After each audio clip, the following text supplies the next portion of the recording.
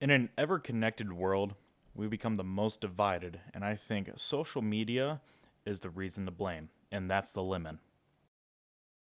What is up, everybody? This is Evan with the Lemons with Clemmons. We're here talking about social media because I think it sucks. With that said, don't forget to like our Facebook page, find us on Spotify, Apple Podcasts, or even YouTube. Soon we'll be also having videos, and I keep saying we as if there's somebody else here, but it's just me until I feature another guest. So, with that said, social media. We've known social media since basically the beginning of internet. I was on MySpace, and hell, before MySpace, they had a blog where you would share blogs with each other. It's called Zanga. I don't know if anybody remembers that. When I think back to it, it's pretty cringy to think of because we sat there and just wrote blogs about our life and then would read each other's blog, and I don't even remember if it was like we liked it or commented on it or how it worked. It was such a weird thing. And then moving on to MySpace, where everybody fought to be one of the top friends that was shown on your webpage. But it was super cool though, because you could customize MySpace as much as you wanted with your own music, your backgrounds, and everything. And then Facebook came.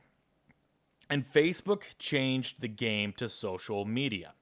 I love Facebook. Everybody loves Facebook. There's billions and billions of users and it's still a continuously growing company. And the scariest thing is the money they make is basically money off of you. You are giving them all the information they need and they make money off of you because of the data that you have. And so they place certain ads based on what they know about you. They place certain news stories. They suggest certain topics, videos. They show basically anything that Facebook hears on your phone ends up going to them. And I'm going to get into that a little bit more. I'm just kind of doing a general outline here.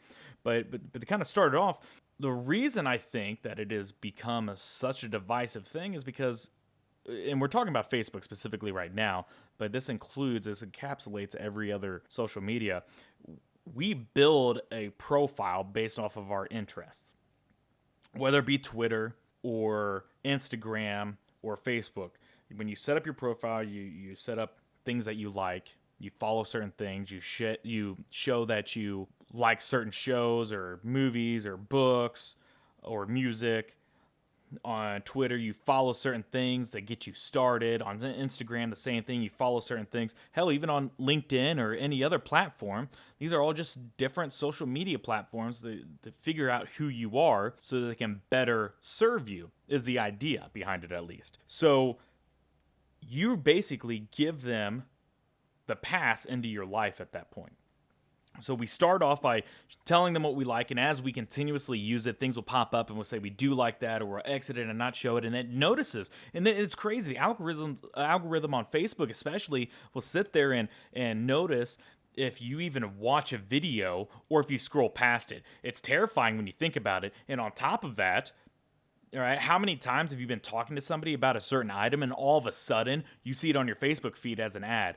You cannot tell me that that is not done on purpose because your phone is always listening to you. This is something I think we all know and we kind of joke about and talk about, but it's terrifying when you actually look at the potential ramifications of it.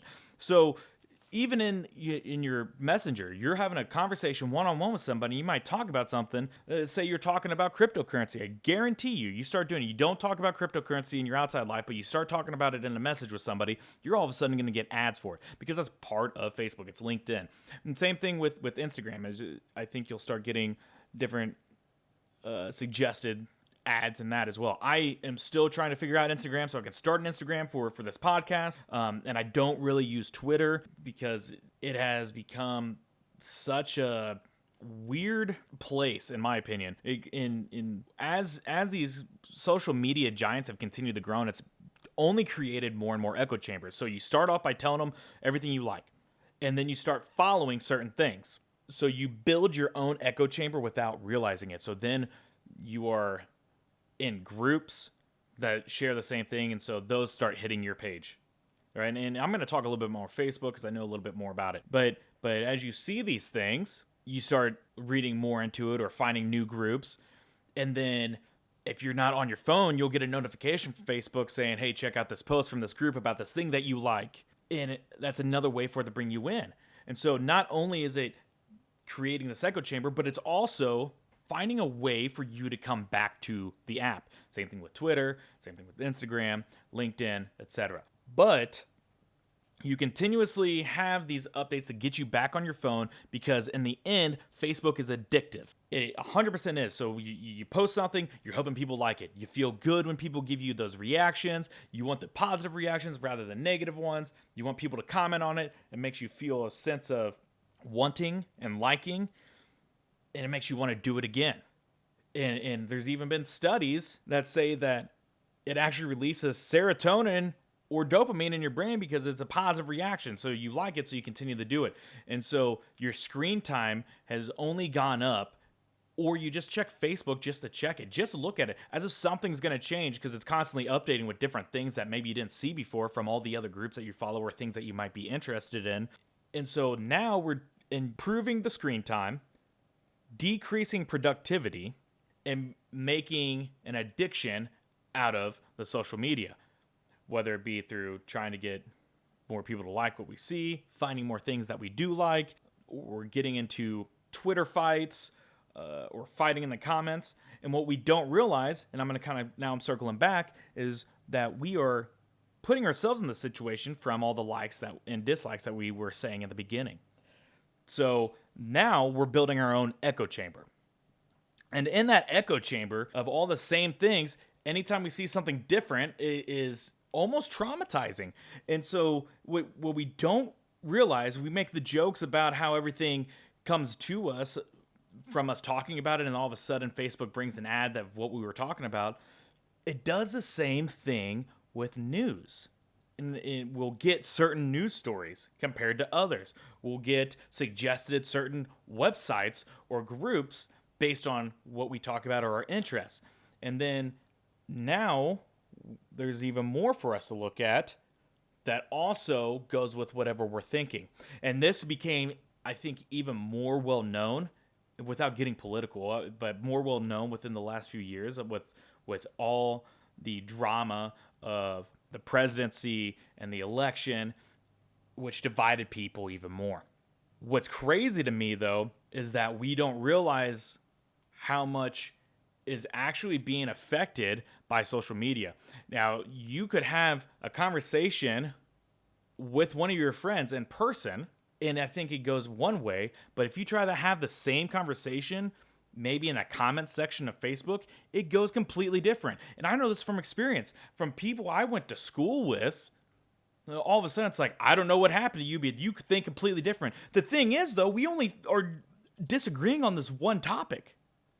So now we're watching friendships get dissolved over one topic, which is absolutely asinine if you think of it. It's outrageous. You know, whether it be politics, religion, or any of these other things, and a lot of those are touchy subjects. And in this podcast, I'm trying to avoid getting into politics because it is so divisive, but it's hard not to talk broadly and generally about it. But if somebody supported Trump or somebody didn't support Trump, they were divided, whether it be family or friends or even loved ones. And the thing is, the social media did not help that. And there's something about the comment sections, especially on the news stories or groups, or especially on Twitter when you can make your own handle. It's like whenever you're driving in a car and somebody cuts you off, you're going to scream so many, you motherfucker, get on your side of the road, get the hell out of my, when you're just yelling at another car because you're in your own car. You'll never say that to their face, but there's something about the safety of your own vehicle being in your safe environment. You can yell whatever you want. The other person doesn't hear you, but you're allowed to vent. And I think the internet also helps do that. So you're sitting in the comment section like it's a vehicle and you're road raging on every motherfucker that says anything different than what you think. And the problem is social media continuously puts you in this echo chamber. So anytime there is a dissenting opinion, it becomes worse. It is traumatic at that point. You are saying something, or you're having a conversation with somebody and one person says something different and they just get jumped on and they are just destroyed because they are a different thinking person.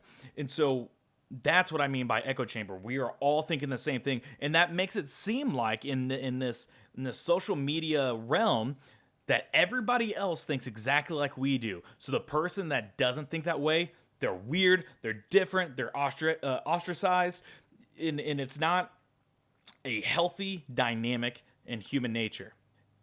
I can have a conversation with a friend about race, which is a very touchy subject, especially now. And I have plenty of these conversations because I think it's important. I think it's very important to continue a discussion. But if I try to have that same conversation online, just because I ask a question or want an opinion, I can be deemed racist or a bigot. Hell, even a Nazi. That was a word that was just thrown out nonstop. And not because I'm saying anybody is better than anybody else. It's just because I question certain aspects of things. And again, I'm not going to go into it. I'm just using it as an example. But I feel like a conversation in person just has so much more to it. You can tell the sincerity of somebody's voice and their actions. You know someone is genuinely curious. Whereas when you read a comment, you're taking it however you want to take it at that point. You're taking it as, well, most likely nowadays as this person's ignorant and they don't know anything about anything. Get the hell off of my website. I don't know if it's territorial or what's going on, but when you lose all that context, it sparks something completely different in the conversation. And the worst part about it, I would say, is the fact that all conversations are moving to this.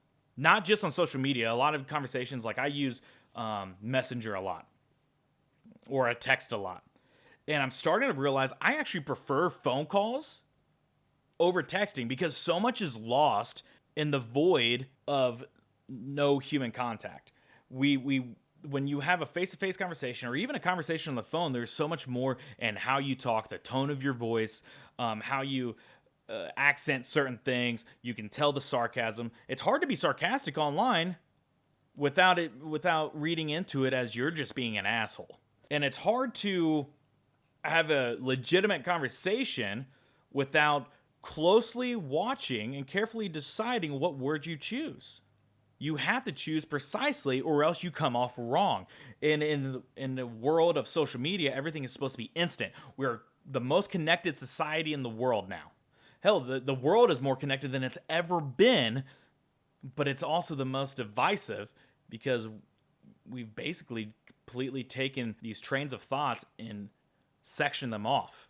So when you get the different trains of thoughts going at it, it's easy for it to seem like an all-out war. There's name calling, there's slurs used, people just do not get along online. It's very rare. Or you have the people that think similarly and we're cheering each other on and allowing people to continue to think a certain way. And hell, that person might be a literal Nazi. You could be in a group with literal KKK members, neo-Nazi, fascist, whatever the hell you want to call it, but in their echo chamber, I guarantee they're like, hell yeah, brother, this is awesome. We hate everybody else except for us. And they're cheering each other on. But then you get anybody that has a different opinion, I guarantee they're going to eat them alive. Vice versa. And what we have to realize is there's a human on the other side of that. So, kind of getting away from the rant, that's something that I think we're all aware of, but we don't acknowledge. And it's become sad because I honestly do believe it's completely torn us apart. Not just as a nation, while I do think it is as a nation. I think this is the most divided we've been. At least that I know. I'm sure it was worse in different times. But globally even. You look at conflicts that happen all over the world and you see one side and then there's another side, and then if anybody disagrees with you, it's just all bad. Well, one last thing on that, you also have to realize whenever you're having an argument online, it's one-dimensional. Whenever you have a conversation with a person in real life or on the phone, you're able to explain and like someone like me, I have so many tangents. My thoughts go a million miles an hour and I'm all over the place. But I'm able to hit all the things I'm wanting to talk about. Whereas online, you can only say the one comment, or you're acknowledging one thing somebody said, and then all of a sudden somebody's jumping onto what you said, so you're defending yourself, so you can't actually give a full-on argument to whatever you're talking about. And by argument, I don't mean actually arguing. I mean an argument as in a debate. And then, on top of that, it's easy to just pick out the one thing that someone can battle you on. And so it only makes things worse. All right, so I got to move. I could just go on forever about that, so I have to move on. But now in our echo chambers, we've turned into, not only are we feeling like we're the most educated people in the world because we have all this technology around us and we can instantly find any information, we're also now the dumbest people in the world whenever the social media is having to add fact checks onto memes, because half the memes that hit your pages are all fucking fake, and we continue to push them as if they're real. We'll have a meme, and we like to laugh at it, and then we're gonna go tell our friends that as if it's fact. Unfortunately, though, that's not actually a thing. Memes have become our facts, and it's ridiculous. So the journalism isn't even a thing anymore, right? You could say it is, but that's a whole nother thing I could argue on, because journalism is headlines. Because most of the people don't actually read an article, and the people that do read an article don't read the full article. They're only going to read a summary of it, or the first couple paragraphs, and half the story is at the bottom of the article in paragraph 16. That's not a proper way for journalism. Again, another tangent. I can do that on another episode. So moving on from just arguing online and how it's dividing us, we rely so much on social media to tell us about each other. The problem is, we now live in a society where we think Instagram filters are real people. The Snapchat filters is really how pretty that person is. You thought catfish was bad before. How much worse has it gotten now that you have all these filters that make you look completely different? It can make you look like you have a six-pack of abs. It can take away all your acne. It can make your hair a different color. It can change everything about you. And so you're already only seeing a one-dimensional character online, and we follow it as truth. That goes for what we put online as well, and what we see from the people that we grew up with. How many people have gone and been like, wow, that person is living the best time of their life. I wish I had their life. Social media is doing that to us, and I honestly think it's making us more depressed, because we see all these people being successful. What we don't see is all the struggles that person had to get to wherever they were. Maybe, just maybe, whoever you're seeing on your Facebook or Instagram feed has had the luckiest life in the world, has never had any problems. I highly doubt that. Highly doubt that. But I do think you get to see all the glamour because you want to show off that to people. And most of the time, the people that are doing that the most are really sad on the inside. They want you to think their life is good. You know, I'm a victim of all the same things. I personally have put some of the best things that have ever happened in my life on Facebook or in pictures, and have bragged about certain things. But it's so few and far between. There's all this mundane shit, or not good things, or just negative shit that's happened in life that nobody knows about. And I think it's also made a very unhealthy way of looking at ourselves, where we think it's not right to show other people that we have bad days too. And so I think it only solidifies the idea behind pushing a certain image and projecting an image. And that's the word I should use, is projecting. All we're doing is projecting when we're online, whether it be on Twitter and you're under a different handle, a different name completely, where nobody knows you. You're projecting whatever persona you want to.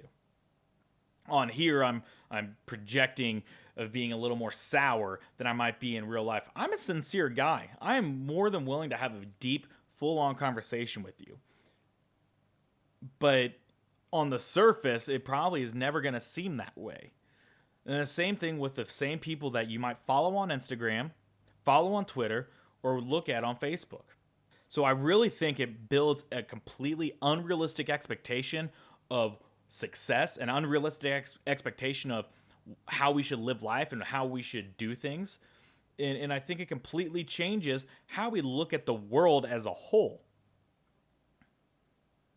So when we're put into these echo chambers, on top of unrealistic expectations of life, on top of only seeing other people being successful as we sit here in our bed, unable to sleep, or in our bed, not wanting to get out of bed, just scrolling through Facebook, watching all the successes of all the people on our feed, how are we supposed to continue with our day?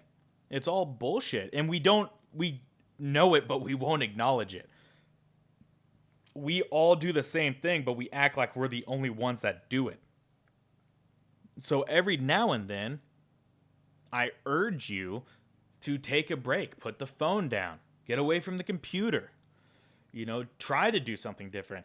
I find that the people that continue to maintain a connected reality to whether it be Facebook or Reddit or Twitter, it shapes your thoughts and it shapes your opinions of the world around you, which again become unrealistic because all these pages are built on making you feel good. So most of it's memes or half truths or getting you to feel a certain way, or just a damn echo chamber. You feel valued in this echo chamber, and you feel that you're validated. Everything that you think is validated because everybody else in this echo chamber, and I hate that it keeps using the same word, I apologize, but it's the best way to describe it. But you feel validated that everybody else is thinking the same thing. So it just makes it harder for us to get along, and it makes it harder to have a real conversation. Trying to take the time to have a conversation in person will change the game completely. You can have the exact same conversation with one of your friends in person and get a lot further. And again, I urge you to try to do that. Reach out to somebody that you haven't talked to in a while and have a conversation with them. I've had plenty of debates online until I realized I'm actually getting nowhere. I'm only hurting myself. Because when you're online and you're typing it, you're in your own head already, and so you're thinking and you're circling your own thoughts and you're just going into it, and so it becomes much more intense. So no matter what, you have to prove that you're right, but you only have a limited amount of characters or a limited amount of time, and you're trying to type it, but typing it is never as good because you want to use all the words that are in your head. At least for someone like me, it just doesn't go well. I lose all context when I'm typing. I sound like an asshole all the time. Well, on the phone and off the phone, I sound like an asshole all the time, to be fair. But even more so through text. I'm very dry and sarcastic, so anything I say is, even if it's a joke, just sounds like I'm just being a dick. And it's something that, of course, I should work on, but I think everybody should work on at that point. Unfortunately, we live in a world where we have to be connected. Facebook has become a place that's more than just for your friends. It's become a marketplace. It's become a streaming service. It's become a place to sell items. It's become your watch parties. I find better deal. That's become the new Craigslist. I wonder how long Craigslist is going to be around now that Facebook has its own marketplace. And Instagram is apparently it's a better place to connect for businesses. And again, I still have to learn that so I can make an Instagram account for this podcast. And it's so crazy. I'm sitting here talking poorly about all this social media and how it divides us, but it's something that we all need. I need it to be able to reach out to you. I need it for you to be able to be connected to what I have to say. And I want it so I can get my voice out to anybody that's willing to hear it. So it's a bit of hypocrisy. But it's something that I find incredibly interesting, though, also, because I can sit there and have a conversation with somebody in, I don't know, Jamaica is the first thing that came to my head. I don't know why. I can learn something about a culture, and we could utilize it, and we can get all this information. We could become closer as a whole, but instead we use it to talk about memes of our cats, talk shit about politics, and tell each other how wrong we are. If only there was a way to change it to be less echo chambers and be more inclusive and be more helpful and be able to get each other on each other's side. And that's what we need. But right now, as a whole, social media sucks. As an individual, it's great for a business.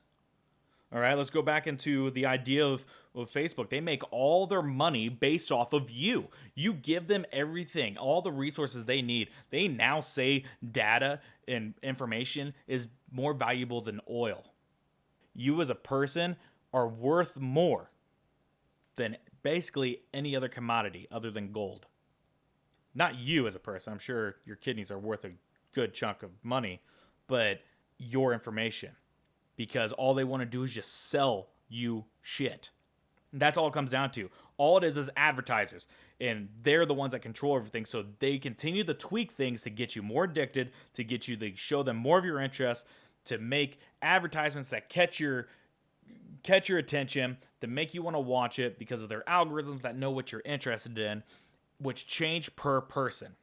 So if you want to do better, we have to turn it off.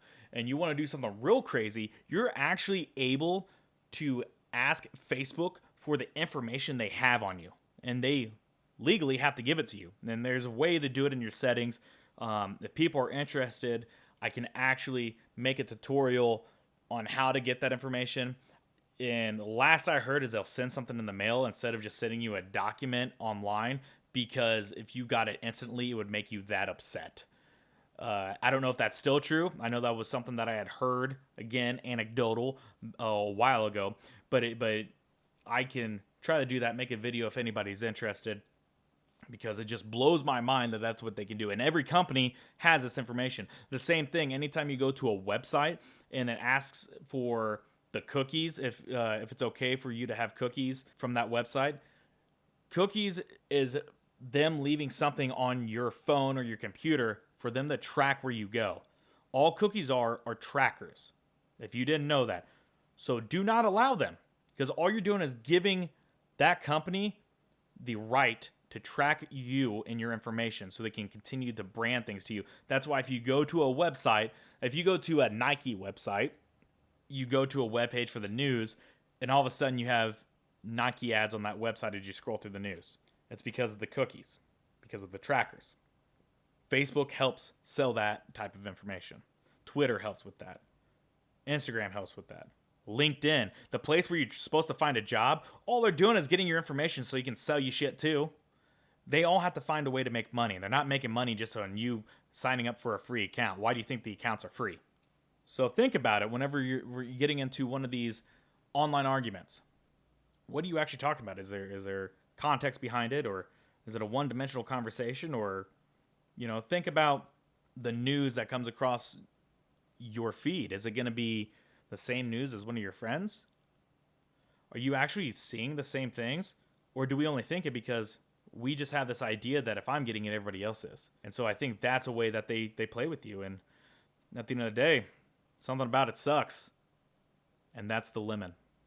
If you've been liking what you've been hearing, don't forget to go to the Facebook page for Lemons with Clemmons. I'll be looking for any comments or any discussion on any of the most recent episodes, and I'm always looking for more content to create for you.